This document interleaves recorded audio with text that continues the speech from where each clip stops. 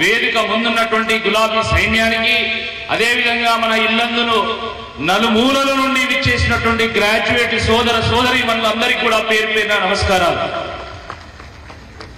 మిత్రులారా, మన వరంగల్, ఖమ్మం, నల్గొండ ఈ 3 జిల్లాలు కూడా త్యాగానికి, తెగింపుకు, తిరుగుబాటుకు కేంద్రాలు. ఇక్కడున్నటువంటి ప్రజలు చైతన్యానికి ప్రతీకలు. నాటి రజాకార్లకు వ్యతిరేకంగా జరిగినటువంటి ఉద్యమం కానీ, దాని తర్వాత జరిగినటువంటి తెలంగాణ ఉద్యమంలో కానీ ఈ 3 జిల్లాలు కూడా ఎంతో ప్రత్యేకమైనటువంటి ఒక కీలకమైనటువంటి పాత్ర పోషించినాయి. కాకతీయుల కేంద్రం మన ఓరుగల్లు జిల్లా, కాకతీయుల ఏలువడిలో ఉన్నటువంటి ప్రాంతాలు మన ఖమ్మం జిల్లా, అదేవిధంగా మన నల్గొండ జిల్లాలు. మరి ఇటువంటి ఈ జిల్లాలో ఈ నెల 27వ తేదీన జరగబోయేటువంటి పట్టభద్రుల నియోజకవర్గ ఎన్నికలో ఒక చారిత్రాత్మకమైనటువంటి ఒక తీర్పుని ఇవ్వాల్సినటువంటి సందర్భం ఏర్పడ్డది. మిత్రులారా, ఏ సందర్భంలో, ఏ పరిస్థితుల్లో కాంగ్రెస్ పార్టీ ప్రభుత్వం ఈ రాష్ట్రంలో వచ్చిందో మీ అందరికీ కూడా తెలుసు. 2 పర్యాయాల పాటు కేసీఆర్ గారి ప్రభుత్వాన్ని చూసిన తర్వాత 6 గ్యారెంటీలు 420 హామీలు ఇచ్చిన తర్వాత సరే ఒక్కసారి వీళ్ళకి అవకాశం ఇద్దాం, 20 పనులు కేసీఆర్ గారు చేసిన ఒక్క పని చేయకపోయినా వీళ్ళు అంతకంటే ఎక్కువ చేస్తామని చెప్తున్నారు కాబట్టి ఆశపడి మరి కాంగ్రెస్ పార్టీ ప్రభుత్వాన్ని ఏరి కోరి ఎంచుకొని మరి మనం తెచ్చుకున్నాం. ప్రజాస్వామ్యంలో మార్పు సహజం, దాన్ని ఎవరమైనా స్వాగతించాల్సిందే. తెలంగాణ తొలి ముఖ్యమంత్రి బీఆర్ఎస్ అధినేత కేసీఆర్ గారు కూడా ఈ మార్పును స్వాగతించిందో. మేము ప్రజల పక్షంగా ఉంటాం, ప్రతిపక్షంగా ఉంటాం, మేము తెలంగాణ పక్షంగా ఉంటామని చెప్పి వారు చెప్పడం జరిగింది. దాంట్లో ఇబ్బంది ఏం లేదు. కానీ ఈరోజు కాంగ్రెస్ పార్టీ ఇచ్చినటువంటి హామీల సంగతి ఏందో మనం ప్రశ్నించాల్సినటువంటి అవసరం ఉంది.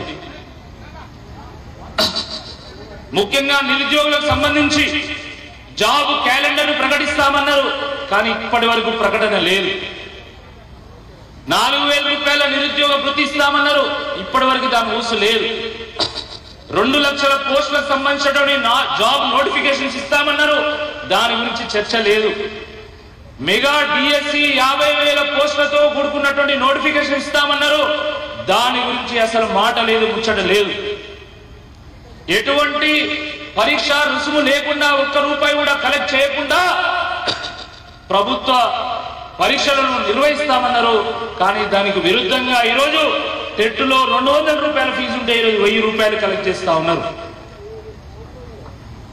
జీవో నెంబర్ 46ను రద్దు చేస్తామన్నారు, కానీ ఇప్పటి వరకు రద్దు చేయలేదు. ప్రభుత్వ ఉద్యోగస్తులకు డిఏలు ఇస్తామన్నారు, పిఆర్సీ ఇస్తామన్నారు, కానీ దాని గురించి మాట్లాడడం లేదు. మరి వీటి గురించి ఎవరు ప్రశ్నించాలి? ఎవరు ప్రశ్నించాలి చెప్పండి? దీని గురించి ప్రశ్నించేటోడు ఎవడు? కాంగ్రెస్ పార్టీ ఎమ్మెల్సీ అభ్యర్థి ప్రశ్నించగలుగుతాడా? కాంగ్రెస్ పార్టీ నుండి పోటీ చేస్తున్నటువంటి అభ్యర్థి ప్రశ్నించగలుగుతాడా? రేవంత్ రెడ్డి గారిని నిలదీయగలుగుతాడా? నిగ్గదీసి అడగగలుగుతాడా?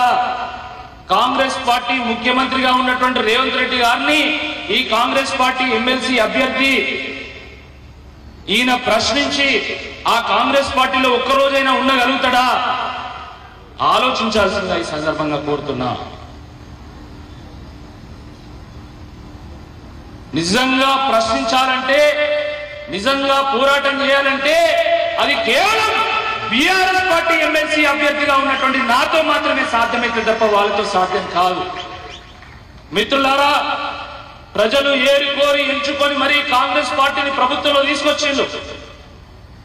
ఒకవేళ కాంగ్రెస్ పార్టీ ఎమ్మెల్సీ అభ్యర్థి ఎన్నికల్లో ఓడిపోయినా ఆ ప్రభుత్వానికి వచ్చేటువంటి ముప్పేం లేదు, ఆ ప్రభుత్వం ఏం కూలిపోదు, 5 ఏళ్ళు ఆ ప్రభుత్వం కొనసాగుతుంది.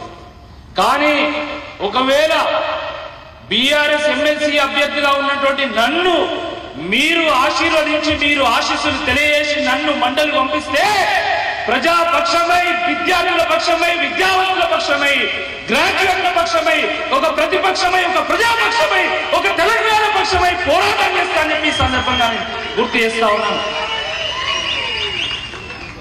మిత్రులారా, ప్రభుత్వాన్ని ప్రశ్నించేటోడు కావన్నా లేకపోతే ప్రభుత్వాన్ని ప్రశంసించేటోడు కావన్నా ఒక్కసారి ఆలోచించండి. ప్రభుత్వాన్ని ప్రశ్నించేటోడు కావన్నా లేకపోతే ప్రభుత్వానికి తొత్తుగా మారినటువంటి వ్యక్తిగా ఉన్నా ఒక్కసారి ఆలోచించాల్సిందే ఈ సందర్భంగా నేను కోరుతా ఉన్నాను.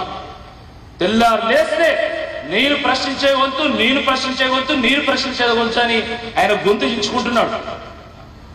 ఇన్ని హామీల మీద, ఇన్ని సమస్యల మీద ఈ 5 నెలల్లో ఒక్క ప్రశ్న అయినా వేసిందా? ఒక్క ప్రశ్న అయినా వేసిందా?